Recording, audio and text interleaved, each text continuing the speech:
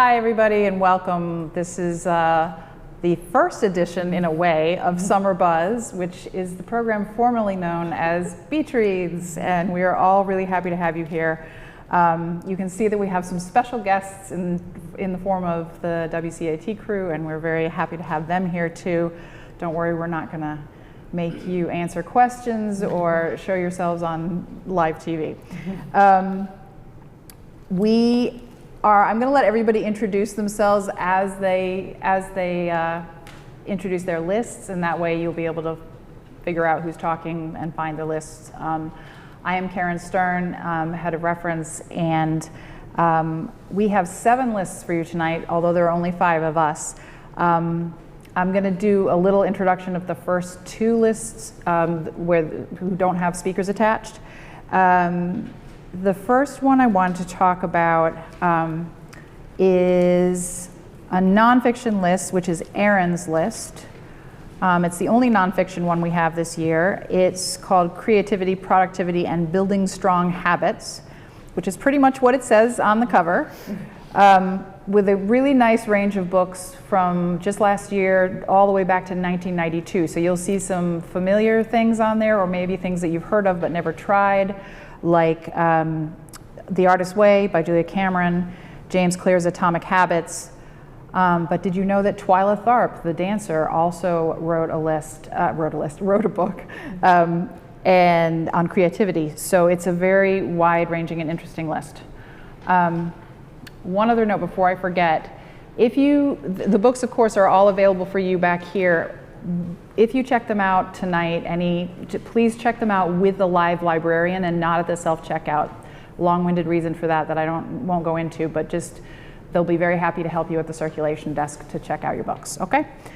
And then we also have Amanda's list, who's the other one who's not here to speak tonight. Hers is called Cabinet of Curiosities, and it's short story collections. And Amanda wonders whether you might possibly lack free time and or an attention span. She says, are you a reluctant reader?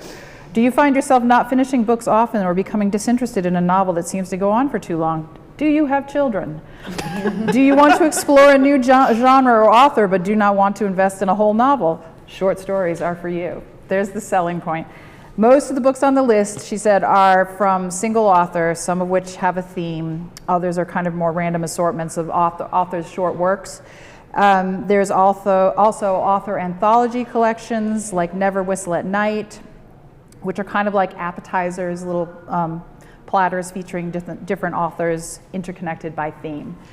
So the best thing is that collections, and especially the multi-author ones, don't need to be read in order. So it's like a tasting menu every time you get to open the book.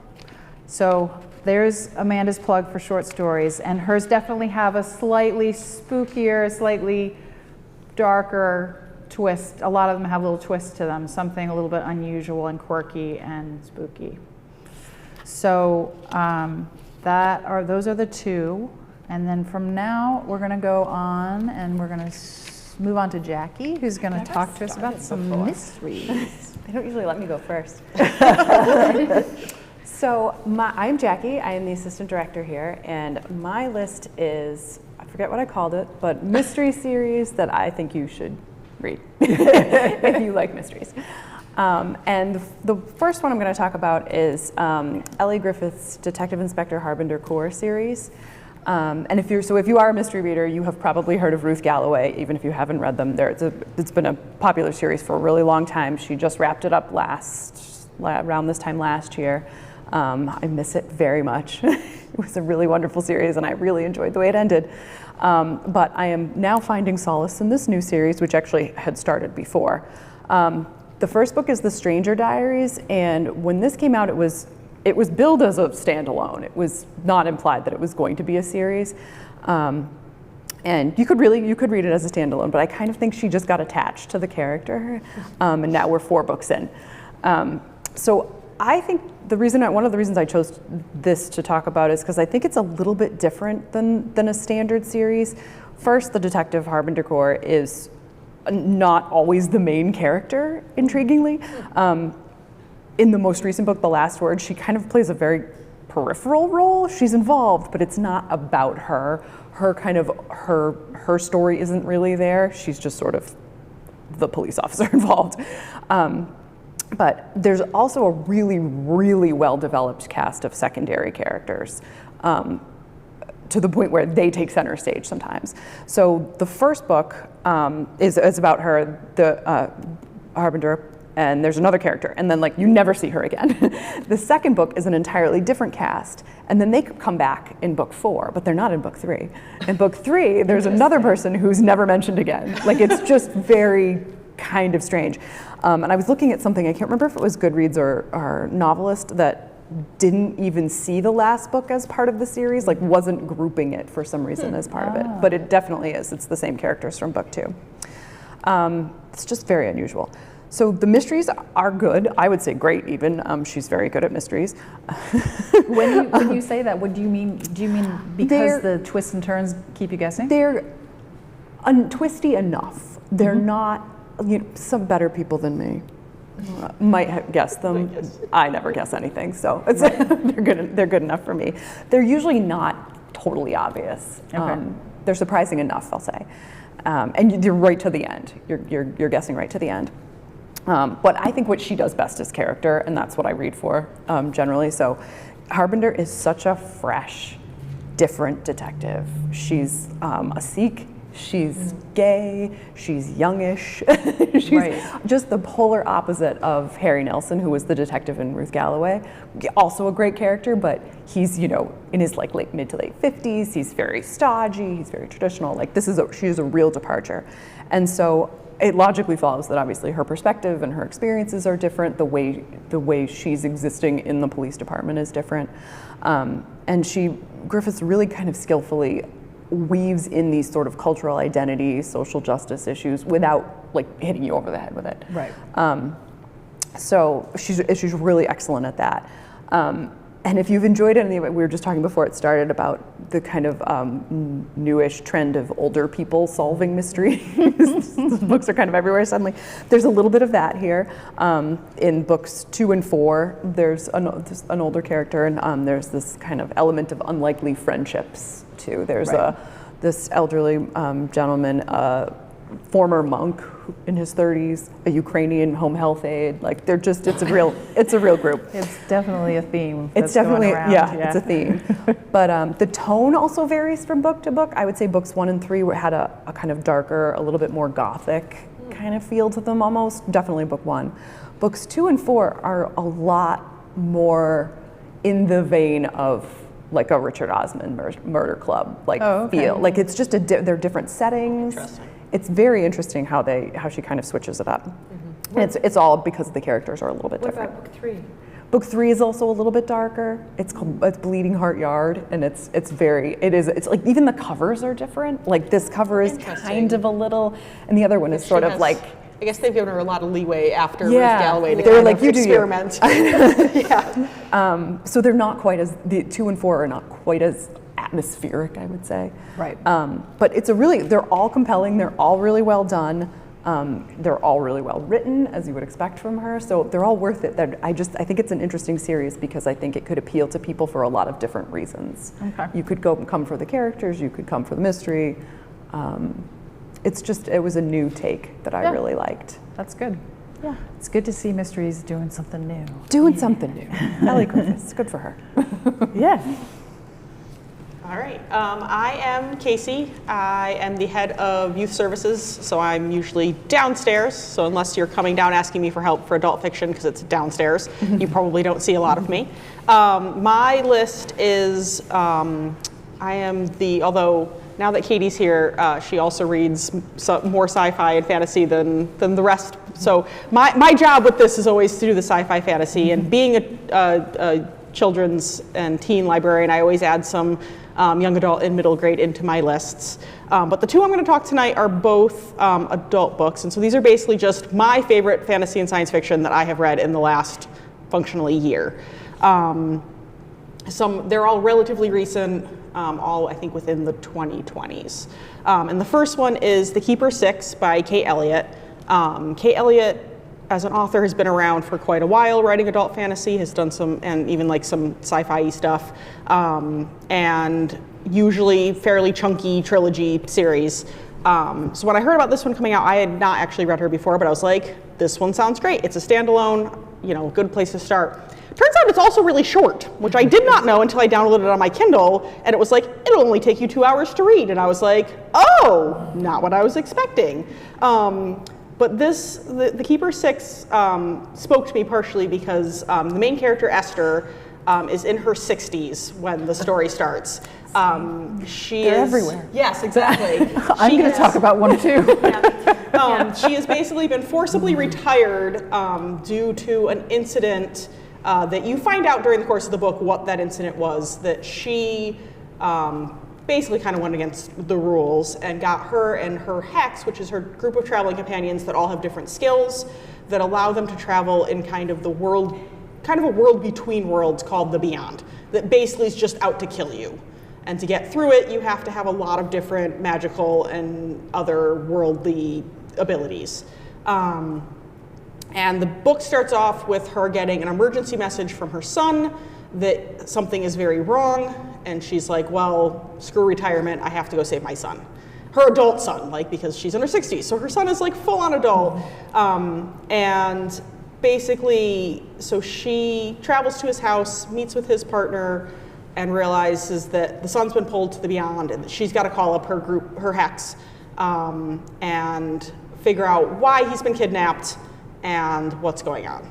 And basically, it's one of those kind of one last job stories where it's like they're going to do this because a lot of her hex are willing to do it because it's her son and they know him really well, but they're also still furious at her for events that happened before the book. And basically, Kate Elliott does a lot of heavy lifting in a really short amount of time in this book. You have a really, really good sense of the Beyond, the factions within the Beyond. There are very interesting take on dragons in this book, as kind of a combination of like gang, entrepreneur, slumlord, religious figures. And so yeah, so she builds up, you know, not only just the Beyond, but like the entire universe that these characters have grown up in. And they are from Earth, and Earth is relatively new to this like bigger world. But she does it, yeah, she does a lot in a little, and you know, she's focusing on a woman who's past her prime, who knows she's past her prime, who's constantly like, ow, my knee really hurts because I just stepped funny. But she's determined to protect her family because she realizes that there are bigger things at work here. It is a standalone, so you know, you read it and it's done. Personally, I'd like to see more in the world because it was really interesting what she's built, but I'm definitely going to go back and read some of her older stuff. And the whole mystery, there's that whole mystery element of what Esther did to get them all kicked out of the Beyond that kind of carries throughout and ends up being of kind of central importance as it has heavy impact on her son's kidnapping and kind of the what comes next of the story. So yeah, Keeper 6. You gonna write to the author and ask her to continue it? No, I'm just gonna go read the rest of her stuff. The good news is I have a lot of backlog to get through. That's so How many? What else? How much else has she written? I know she's written at least 2 other trilogies that are like chunky, you know, fantasy. And she might have written more before that too. I would love to see more short ones like that because I started that and it was yeah, really good. I didn't finish because it is published by Tor, which does a lot of like mostly science fiction fantasy. And one of the reasons this one crossed my radar is because they've been doing a lot of really good novellas and short stuff, and I basically will read anything they put out in short form at this point because it's all really, I can't keep up, but I'm trying, and it's all really, really good. Okay. And it all, you know, similar to Jackie, and as we were kind of all nodding with, it's got a lot of those like diversity things without at all forcing it. Like the characters are just characters, like the people that are Hex are all very different people, and it's perfectly normal because people are different. Yeah. So. That's very cool. Yes. All right. I think it's my turn. Katie's turn. Hi, my name's Katie, and I have a list called Road Trip Reads, which you should see right there. and I'm gonna, break the trend and go with someone who is also above 60. It feels like we should have we all showed up with the same shirt on, like we didn't plan this before. But all of my books on my list all have one thing in common, which is some type of journey. They all are on the road. They're on the road again. Mm-hmm. It's kind of like every single one of these, the journey matters more than the destination. And I really, really am excited to talk about The Summer Seekers, which is right here. It's like a fun-loving, beautiful little comedy book that has 3 main characters called Lisa, Martha, and Kathleen. Kathleen is my favorite. She is in her 80s, and she is a huge traveler. She spent her whole life traveling. She was one of the original travel TV show people. But now she's in her 80s, everything hurts, and she's living on the coast. And then one night a burglar breaks in, and she has no idea what to do. And of course, being the amazing woman that she is, she attacks him with a frying pan. Oop. And she survives, and the guy ends up going to the hospital. But the daughter the daughter's name is Lisa, and Lisa decides this is it, she needs to move into a home. Yeah. No, that is not what Kathleen thinks. The exact opposite reaction if exactly. my mother managed to send somebody with a frying pan to the hospital. But okay. I know. Kathleen was like, I think I'm actually a star. Like, this is amazing. But it turns out that she decides, instead of going into a home, she decides to travel all the way to America and do the entire road trip from one coast to another on Route 66. So Makes complete sense. Is she living? Oh yeah, she is from London. Okay. Yeah, there we so go. she is not even in the United States, and she decides to pick up and travel all the way across to a different country, to a different continent. All Her right. daughter is not excited about that prospect, so she decides to tell her that if she's going to do it, she needs to go with someone else. And this is where the third character comes in with the intergenerational storylines. It's a 25-year-old who is completely lost in her life. She absolutely hates driving. She has no idea where she's going in her life, but she decides to apply to this job that requires her to drive across the entire country with Kathleen. It makes complete sense. She failed a driving test 5 times. It's going to be great. It's going to be great. The wrong side of the road. It's fine. So it's this very long, beautiful book. Well, it's actually not that long. It goes really, really fast, but it's like such a cute story that they all fill in the holes for each other. They all are exactly who they need to be for each other in this time. So I really think that you guys need to get to know these characters. It's very Sounds like a very good in-depth. summer read. It's a hugely Does it good take summer place in read. summer? Yeah. Oh, Yep. It does. perfect. Yep. All It's right. perfect. Is it There we go. funny, or is it more kind of, I hate the term, but like women's fiction? You know what I mean? Like This is hilarious. I laughed out loud listening to this book. I listened to it on audio, and you guys can do that too. So it's a good listen? It's a really good listen. Okay. It's a really fun listen. I definitely think that I want to be Kathleen one day, and I really hope you all do too. I'm currently a Martha in the quarter-life crisis, but we'll figure it out. Yeah. So I hope you guys pick it up because it's the best. Yeah, it's Cool. great dialogue, very, very quirky. It's awesome. All Yeah. right. Before I tell you about my list, I want you all to know that my mother is 97 and she is not in any pain. Her knees do not hurt. Yeah. But she is not traveling the world. Yeah.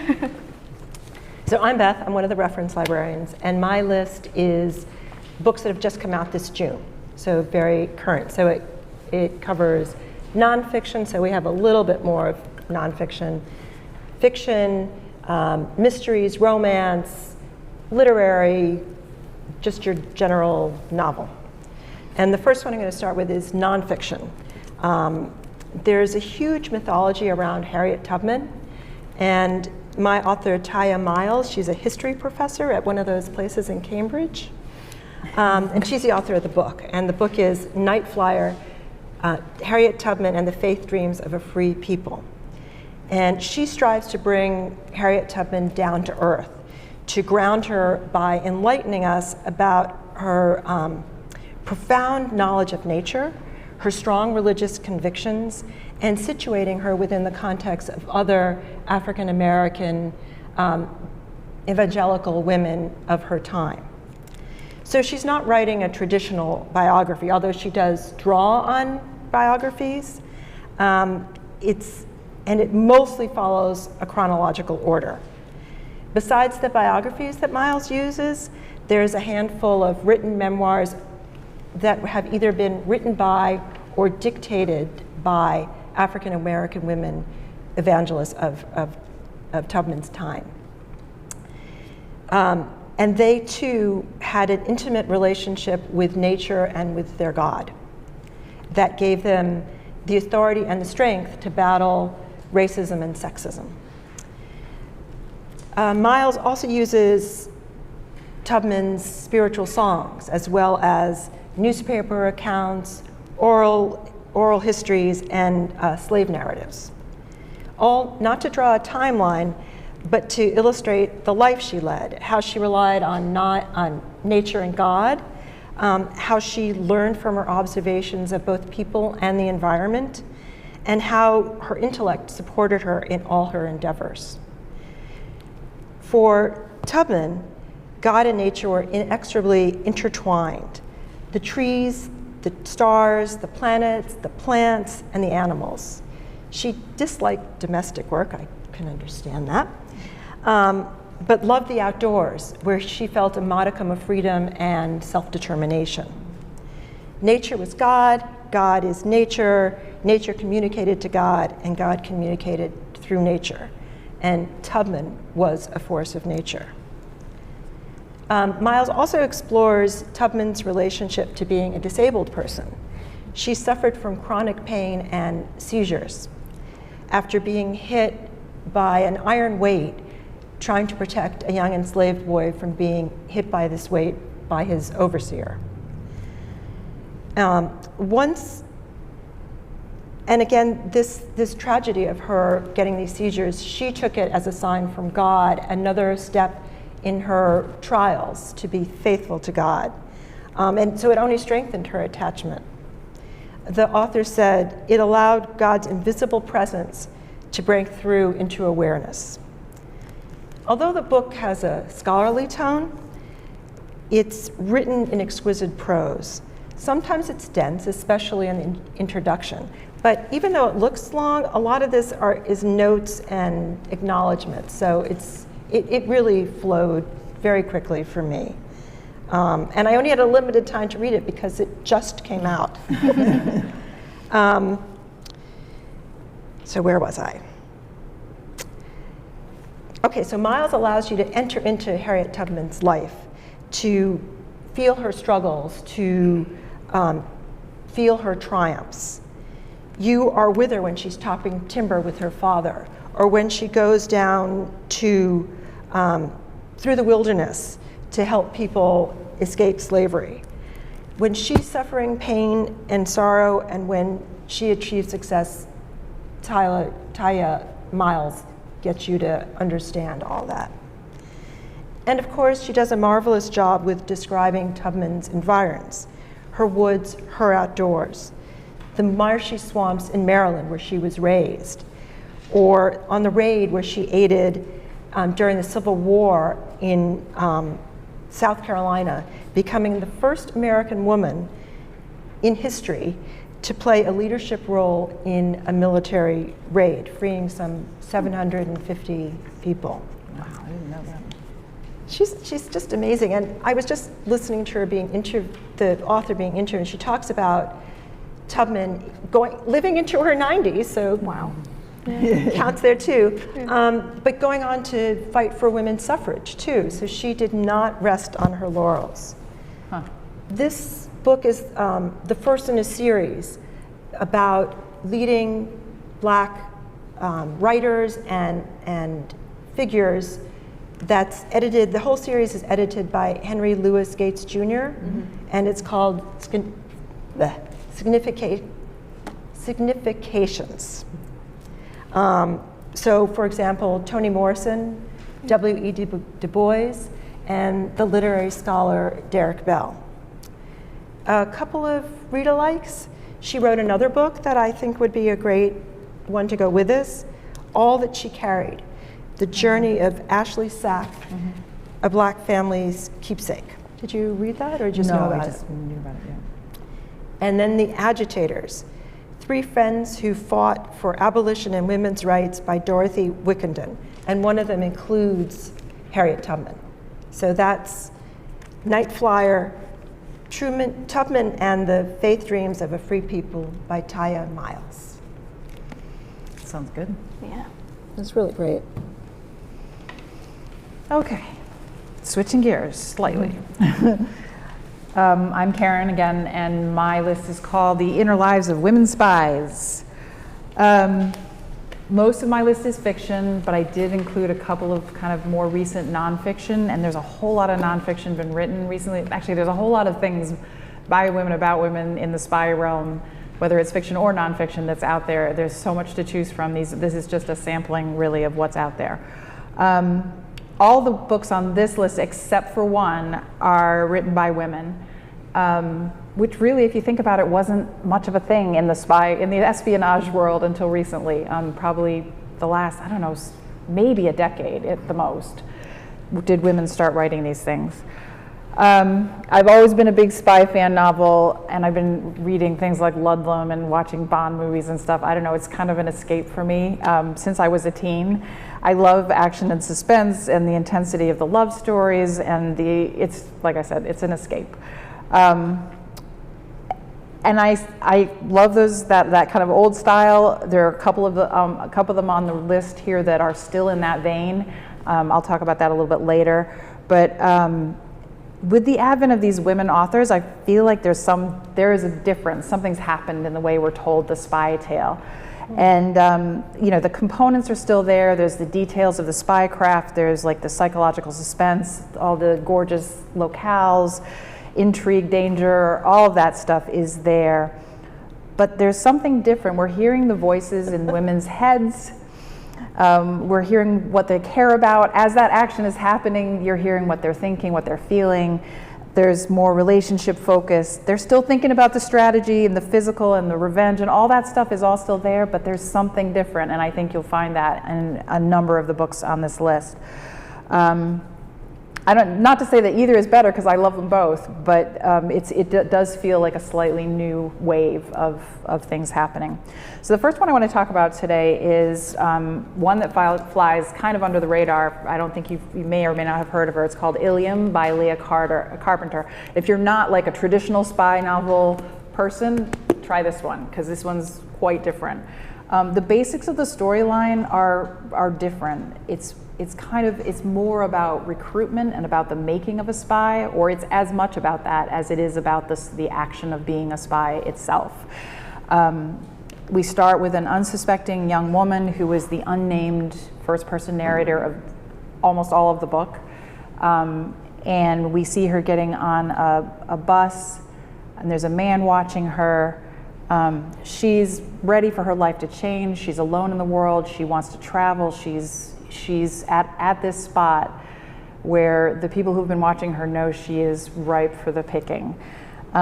It's not just about the young woman, it's also about these two men, these two seasoned spies who are trying to bring her into their world, and they need her for a reason, they need her for a mission.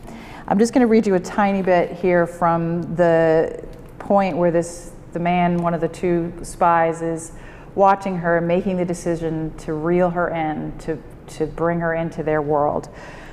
And he said he thinks the period right before recruitment of a new asset is defined by the knowledge you are about to change someone's life, that you will tell every lie you need to tell to do it. You will manipulate, control, abuse, seduce, deny.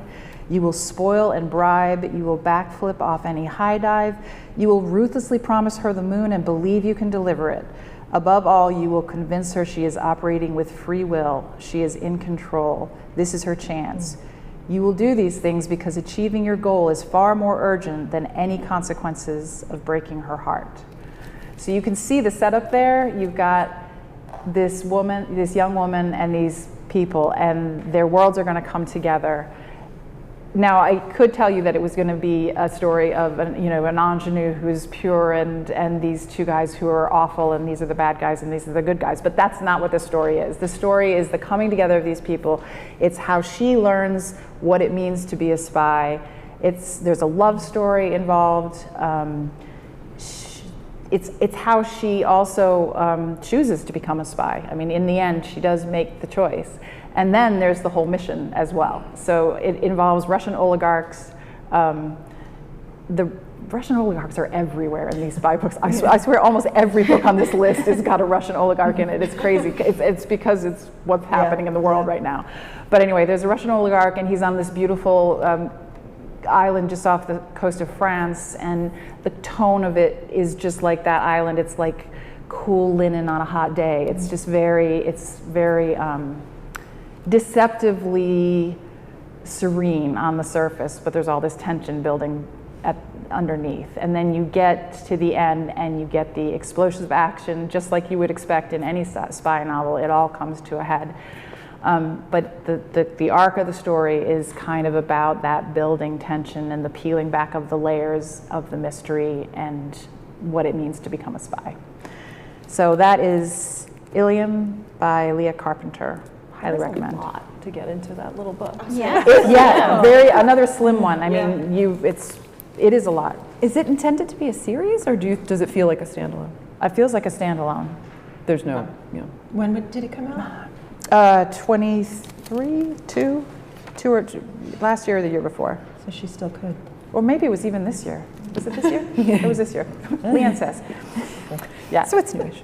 So maybe, who knows? Maybe. There could be another one. Actually, it doesn't really feel, did you think it felt like it? Leanne read it, so you didn't think it felt like it feels like a standalone. And I love it for that. I mean, I will go, anything that's not this big is my favorite book, so that's, anyway. I have it you have it in my stack right now. Yeah. So I'm Jackie, again, talking about mysteries. And the next one I want to talk about, the next series, is Anne Cleeve's Detective Inspector Matthew Venn series. So Anne Cleeves, I think most people know her from Vera Stanhope. I actually did not read those. I've not read those for some reason. I really loved her Jimmy Perez series, which was set in the Shetland Islands. The setting there is amazing, and she does setting just so incredibly well. I want to go to the Shetland Islands because of this. This one is set just on an English coastal town. But even the main character's house, she does so well. It has a kind of Ruth Galloway from Ellie Griffiths. She lived in like a little cottage and was really secluded. It was kind of on not a swamp, but a marsh. A marsh, thank you, that was the word. So not quite the same, but kind of evokes the same feeling, a little secluded. I think this house is like a little bit more modern. Both could be described as kind of stark, kind of bleak. But very beautiful. The nature aspect she does really well. So Matthew is a very quiet, introspective detective inspector with a somewhat complicated personal life. He is newly married to Jonathan, who is this outgoing, sunny, artsy optimist, just his absolute polar opposite. And to say that this has caused a rift between him and his evangelical parents is an understatement. And so she spends, in the first book particularly, Cleave spends kind of significant time getting into his past and how he's coping with this, how he's, it's really an ongoing theme. I mean, it carries through the other books, but he kind of goes back and forth between reflecting on his really strict religious upbringing.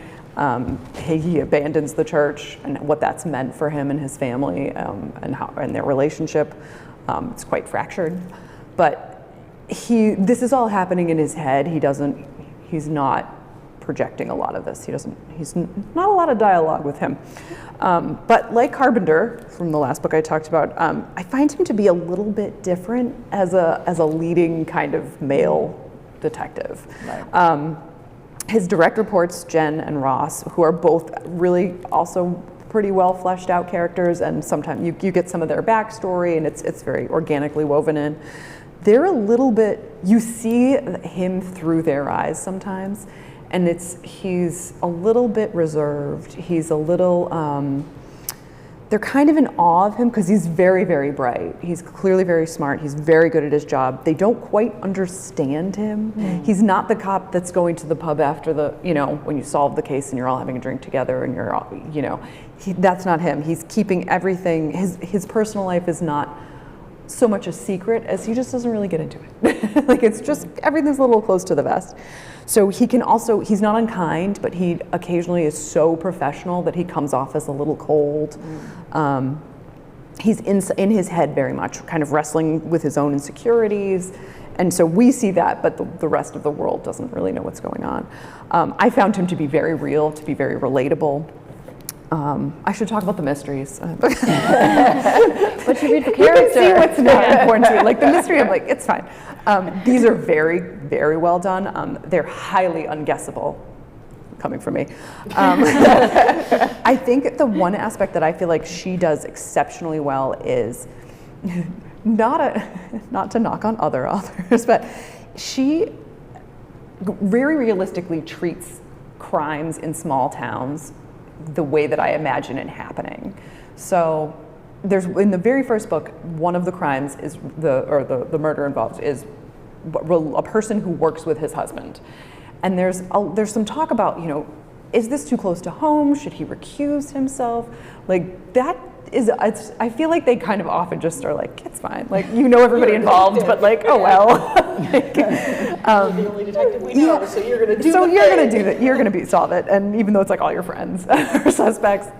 But I thought the way that she describes how these crimes kind of ripple through the community and how that actually affects him and affects, his colleague Jen has ties to another crime. And it's just, it felt very thoughtful. It's not just the setting. She's kind of built this community, and she does that really, really well.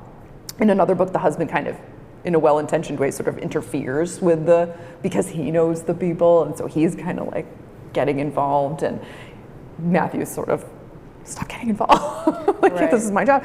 But it just felt very natural that you would. My husband's a detective, so I'm constantly like, what are you doing? And like, I don't know the people. Like, he's not a homicide detective. But I would be the same way. I would be like, what are you doing? Who is, do I know them? Very annoying. But she is so masterfully does like all these interactions and all these relationships and all these behaviors that we all, real people do just so well. So I hope this is she's got 3 books so far in this series. I think Jimmy Perez, the Shetland series, ended up being like 6, and that was really nice and tidy, and very clearly she had kind of an end date for that one. I don't know about this one. I hope she goes on for a little while with it, because he's a great, great character, and I think there's a lot in his character left to explore. How many did you say there were? There's 3. That's the third. That's the first. Sorry, there are 3. There are 3. The Shetland series is on TV, but when I've you were watched that one. talking, I was like, that sounds an awful like a show I saw. It's the same thing. Yeah. Oh, is this one on TV too? I don't know if it's a whole series, but when you were talking about the scenery, I was like, I've seen that. It's very very British. I mean, she does a really great job, and the other one was adapted quite well. So. Yeah, it really was. Good. All TV right. tie-ins. Back to me, so back to science fiction fantasy, but I'm gonna switch gears very much from my first one. My first one was fantasy, older woman, whole 9 yards. This one, I'm also like slightly going towards Beth's list, because this one did come out this June. It came out earlier in the month, and I wasn't sure if our copies were even gonna come in before the book talk, so I wasn't sure if I was gonna book talk it, but it came in this week, so we're good. So this one is science fiction versus fantasy, and it is, they have a similar sense of humor, but basically the idea with this one is that it's kind of near future Earth, and about 20 years before the main part of the book takes place, humanity was supposed to finally leave Earth. Like they developed the technology and everything to leave a planet having real issues with climate change, and they were gonna send people to another star system. And when they go to launch the ship, the Providence, the ship not only doesn't go anywhere, but every single member of the crew just mysteriously vanishes without a trace. Immediately, absolutely gone. They're watching it all live. This is all televised in the same way that things like the Challenger and stuff were. And so millions of people just watch the crew on live camera just vanish. We pick up about 20 years later with the main character, Cleo, and her 3 friends, who were just kids when it happened. But it made an impression, and they now all have gone into various, kind of scientific pursuits. And as they're finishing up college, they decide the really great idea that they could have to kind of kick off the end of college is to break into the ship and figure out what happened to the crew. because they're determined that they have the knowledge to be able to do this. I did that undergraduate. The only problem with that is almost immediately upon getting on the ship, Cleo touches the engine of the ship, and the ship's like, all right, let's go, and starts up like it didn't do 20 years before, and takes off for basically Alpha Centauri. And now there are only 4 of them instead of like the 100 people that were supposed to be on the crew, trying to run this ship, basically that's functionally on autopilot, heading for a very long trip out to the middle of nowhere. Wow. And the only help that they have is the captain of the ship, before she went missing, was basically downloaded as an AI hologram to help run the ship. So they've got, but she doesn't really know much because she's like, it's a lot of her memories, but they stopped 20 years before. So she's just like, well, we can run the ship. But there are clues. There are, these 4 are, are quite smart. Some of them are kind of genius level, and they know the science, and they know what they're doing, and to a certain extent. And so they start trying to figure out, A, still trying to figure out what happened to the crew, and B, how do we not spend the next 8 years of our life in a spaceship and suddenly try and come back to Earth 10 years after, when now all of a sudden we're in our 30s, because they've left family behind and also the whole 9 yards. There's also kind of a spectral voice that's watching them. You kind of have a step back narrator at points that's kind of giving the reader some of the background of what happened with the Providence and some of the information, and commenting on what our 4 main characters are doing, but they don't know that anyone is watching them, or that anything is watching them. But they start to figure out a plan to kind of get them back home and figure out what happened to the crew in progress. And in addition, there is, the tagline, it was love at first space flight, which makes it sound very romancy. It is not super romancy, but there is a solid romance subplot between the holograph of Billy the captain and Cleo the main character.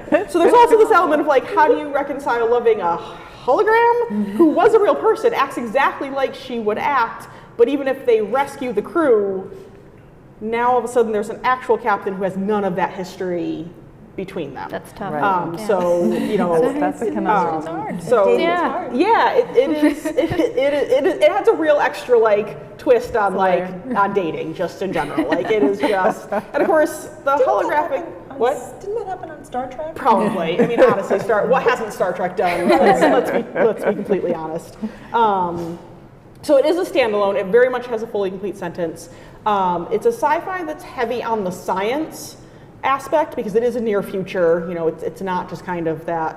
But one of the things Emily Hamilton, this is her first book, and one of the things I really enjoyed about it was that she made the science work with the book in a way that didn't overwhelm you with too much science. That's great. She's talking black holes and time distortions and all this stuff, and I within the context of the book, I was able to roll with it, and I'm I don't necessarily really need to understand the science behind this, but she's explaining the science well enough that I understand all the little tricks and tips and gimmicks and things that are going on in it. So it's got some really interesting twists and turns. As someone who reads just a lot, there were a lot of things I could guess, but there were also a lot of things that I went, oh my God, and just shut the book for a minute and kind of stared around, and then was okay, going back to it. I didn't really extend my Kindle, so I shut my Kindle, but because I got to read this one early, so just came out in June. I do have a couple copies here if anyone is interested, but really fun if you like sci-fi. It's got a good sense of humor, even despite the fact that the 4 of them spend a lot of the book purely just panicking for good reason. Can I ask? I know you have a lot yes. of YA on your list as well. Is that's a YA novel? No, or? this is definitely adult. Yeah, sweet. They are firmly in their 20s. Cool. I think there's a lot that you could I think a lot of teens could read it, especially older teens. I don't think there's really in that manner the romance isn't. It's a hologram. Yeah. you can't touch it. Yeah. But it's really clever, and I really liked there was a lot I really liked about it. I'm always looking for sci-fi and fantasy, having read a lot of it and been reading it, since I was little, for that little bit of a twist or like slightly different like way of doing it. Yeah. And I really, really enjoyed, and I am really, unlike Kate Elliott, who I have lots of backlog to read, I am extremely disappointed this is a debut novel because I want all of her books right now. So. Well, we have something to look forward to. Yeah, Yes. definitely. All right. All right. So, back on the road. So, I also want to mention that in a lot of my other books, all of them have some sort of road trip, but it's not just throughout the US. There's a couple different ones that are across Scotland, across Japan, and the main characters of all my books are very, very, very different. So while there's always a road, you never know who's taking it. But not type of space thing. travel. No space travel. No space. Okay. Physical Sorry. roads. Yeah, just physical roads for this one, except for this book, which actually it's physical roads, but it also transports from Santa Cruz to also going to Australia, which is kind of a little fun jump. So this book is called The Dog of the North by Elizabeth Mackenzie. I really, really enjoyed reading this novel because it just starts with the main character hitting directly rock bottom. She loses her job. She's 35. Well, that's not part of being rock bottom, but she's 35 and she loses her job. And she is getting a divorce, and now the only thing that she has going for her is that she has her grandparents to go and take care of, because she noticed that her neighbors were saying that her grandmother, who is a little bit out there, she's a cantankerous old woman, and sorry, I keep mentioning these things, but she keeps threatening the Meals on Wheels people with a gun. So she has to go to Santa Cruz to go find this old woman and just make sure that she's not threatening these nice people that she hired to bring her meals. Right. And while she's there, she's cleaning up this old house because it's also in a state of distress. So she can't take care of her own life because she's busy trying to take care of everybody else's. And I know this sounds like a bummer, but it is not. It is a deeply humorous novel, which I think is crazy, because after each and every little thing that happens in this book, you can't help but laugh and be like, of course that would happen next. There's even a sinkhole at one point, and she does fall in it. So that's just a metaphor for the whole book. She keeps falling into every single sinkhole, and then you're just laughing like, oh, of course this would happen to Penny. Her name's Penny. But yeah, no, it's a wonderful, wonderful book that is 100% about the journey. You get to see a lot about who she is and how she's changing. And oh yeah, there is a body in the shed. That is this whole. I was wondering when you were going to mention I that. know, yeah. But that's kind of how you discover it in the book too. Like you're wandering around, you're making sure that her house is clean, and oh yeah, there's a vial of polio on the ground. Literally. So if you want a novel that is a little bit all over the place, kind of makes you want to get in there and fix everything in her life because she just needs a spa day, read this book, because it's a delightful, dramatic, crazy read that is a trip and a half. So And were you satisfied with the way it all turned out? Or, I mean, don't give it away, but. I was satisfied. I will definitely say that it is 100% a journey book, and you're not really sure with this one where the journey is going to take you, which I definitely think, as someone who is I love reading things about a little bit of drama. You really want to be like, and then what happens? And you're like, I can't believe that's going to happen next. Or yeah, like all of those reactions you will have with this book, and you're going to want to tell someone immediately. All right. So I highly recommend reading this just for the sinkhole. The sinkhole. Yeah, you're going to find a sinkhole. Yeah. All the sinkholes. Yeah, and the thing is, that's not even the biggest thing that happens. So you're going to have to figure that out. Yeah, it's pretty good. I have a read-alike, but I can't remember the title, so I'll ask you later. It's sort of the opposite, where the woman is the one that she's the one that can try to get this whole family back in order. Something happened in the shed. Don't look to Leanne's, just. Well, all I want to say also is it's just so funny that her life is falling apart and she's the one that has to take care of everybody else as well. Right. So it's just the worst timing book, and it's so real. Like, this is exactly what would happen. Like, your life falls apart and you get jury duty. That's what this novel reminds you of. Right. So, yeah. Okay, so I'm Beth, and I'm the June publications, and this one is a fiction book. It's called Malas by Marcela Fuentes. It's a debut novel, and it has 2 points of view. One is in the early 1950s. It follows Pilar, a young mother who is happily married to a handsome horse wrangler. But life twists, and when an old woman, those old women again. I just think they're doing a lot, and that's great. Yeah, and this one is not nice. She casts a curse on Pilar, and her life just devolves from there, and she eventually leaves her family and her small village in Texas near the Mexican border. The second voice is that of Lulu, and it's about 40 years later, the 1994. Lulu is a teenager, a Tejano punk musician, the beloved granddaughter of Pilar's best friend. So Pilar is the one that left, and this is the granddaughter of her best friend.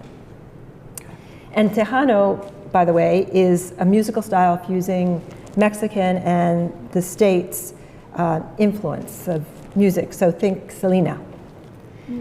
Both women are considered malas, bad women, which means they refuse to conform to the societal norms and expectations, basically to be compliant women. When Pilar returns to the village after Lulu's grandmother's death, she and Lulu form a bond that threatens to dredge up old secrets. These main characters are flawed and well drawn.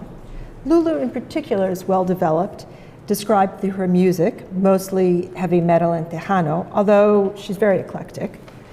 Her clothes, mostly Doc Martens and leather jacket, and through her dialogue with other characters. Fuentes also develops secondary characters. Lulu's father, for example, is an alcoholic who seeks to control his daughter to prevent her from becoming a mala.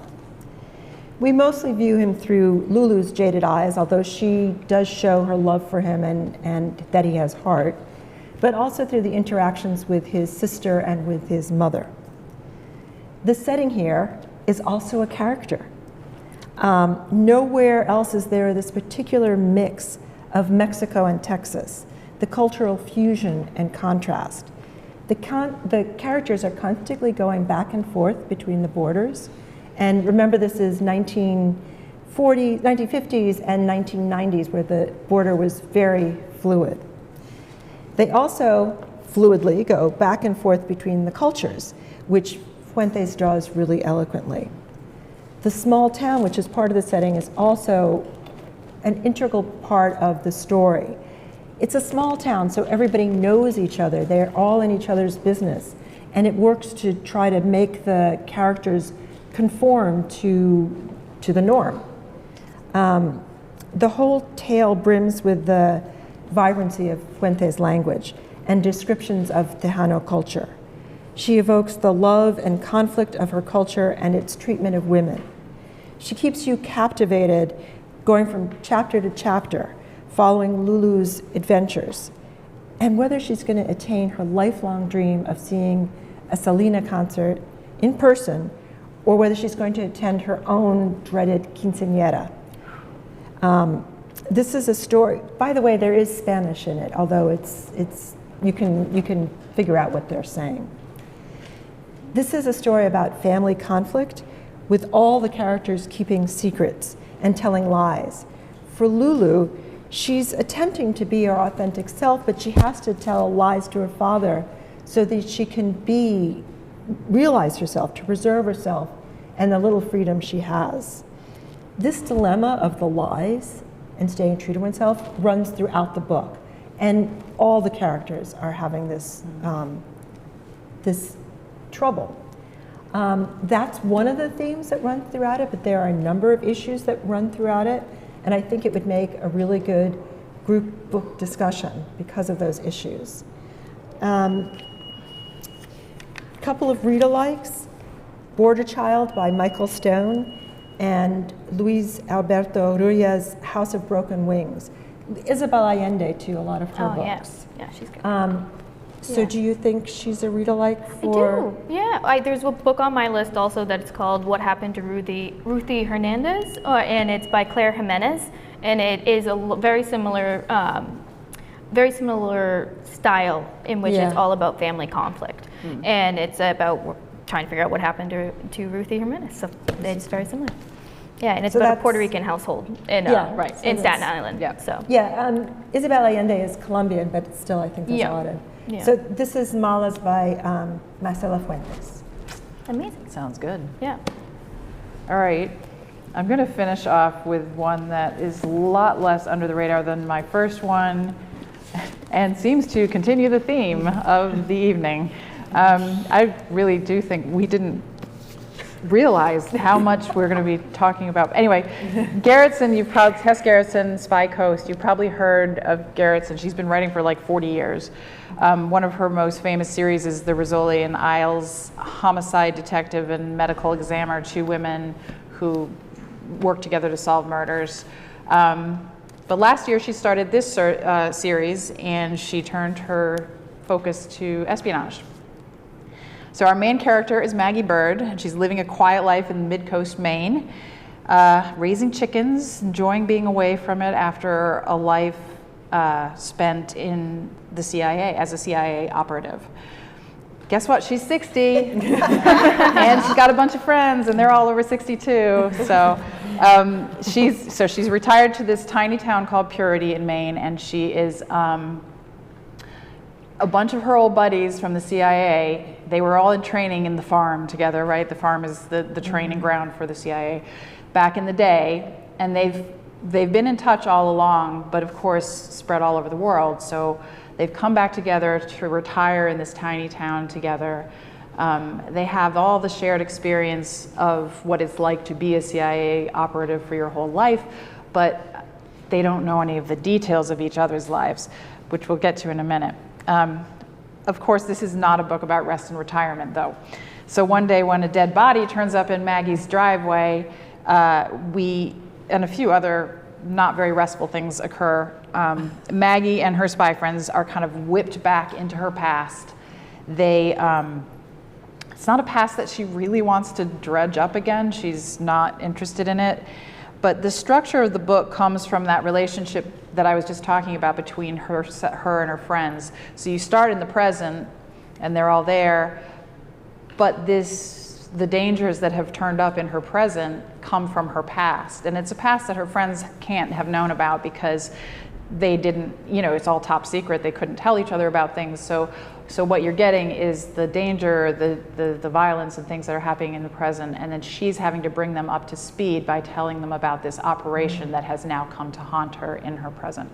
And it involves the only man she ever loved in the world, and so there's a lot of drama there. So it's got action, it's a love story, it's a storyline that ends up being set not just in Maine, but in Bangkok and Istanbul and Milan and London and all those places that you want to go in a spy novel.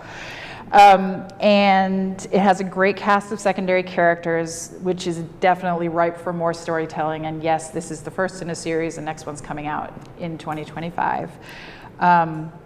So all those secondary characters, her CIA friends, and in particular, there's another character, Joe Thibodeau, who is a 30-year-old acting chief of police in the town. So like the small town cop, right? And this bunch of CIA, and she's 30, and they're all in their 60s. So you've got kind of age versus youth, which is definitely a theme, and she gets some fun out of that.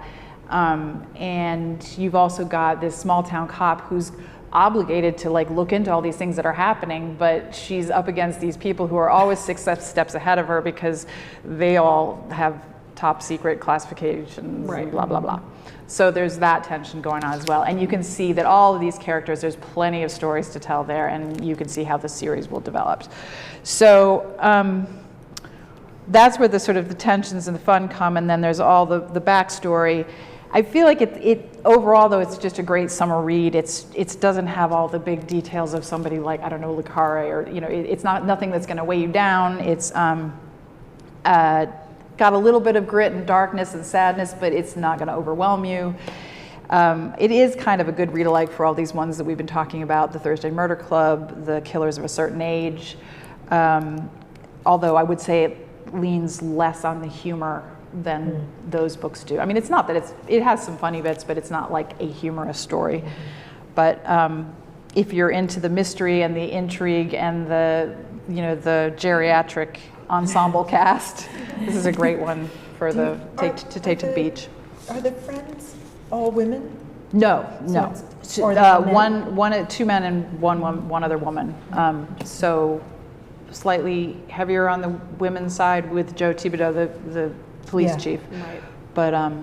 But Maggie's definitely the center of this one. And you could see her going with the next one. You could see her going Picking someone else. like what I was picking gonna one ask. of Do the you other. think Like it will go maybe to don't the know. different- Could be Joe who is the center of the next one, and I don't know if she's gonna stick to the espionage, then she's gonna stick with the CIA people. But Right. could go either way. So there's a lot for the picking there. Interesting.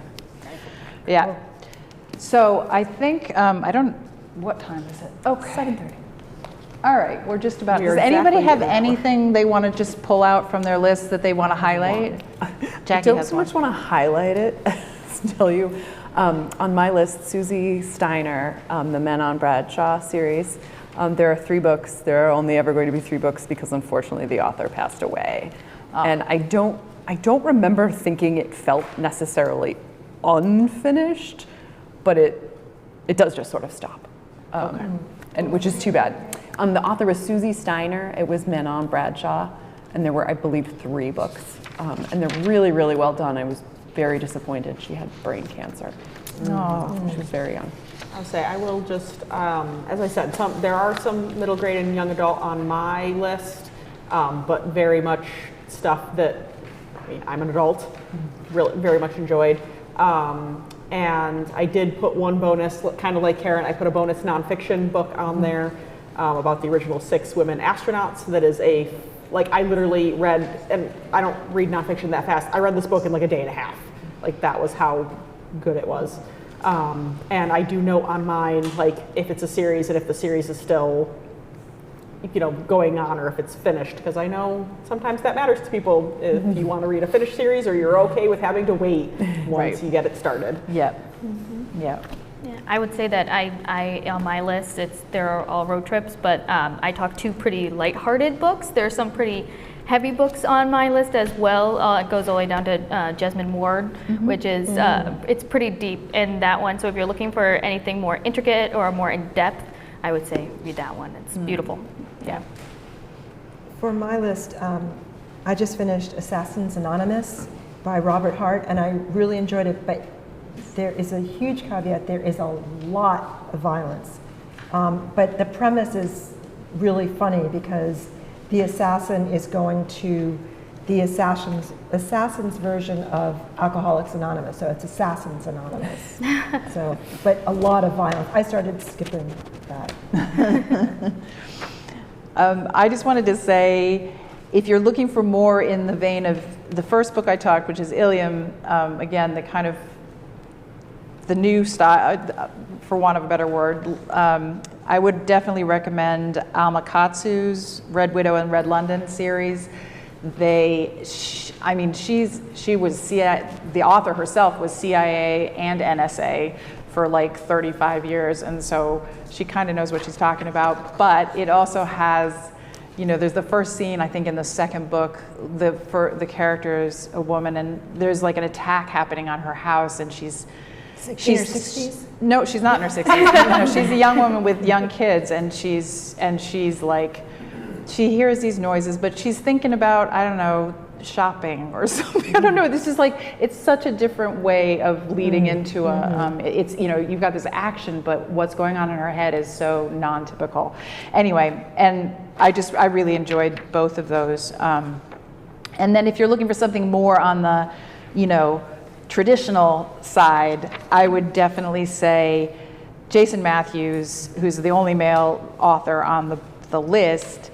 That trilogy, Red Sparrow, it was just like classic, fantastic, but also has one of the best women characters in it that you could ask for.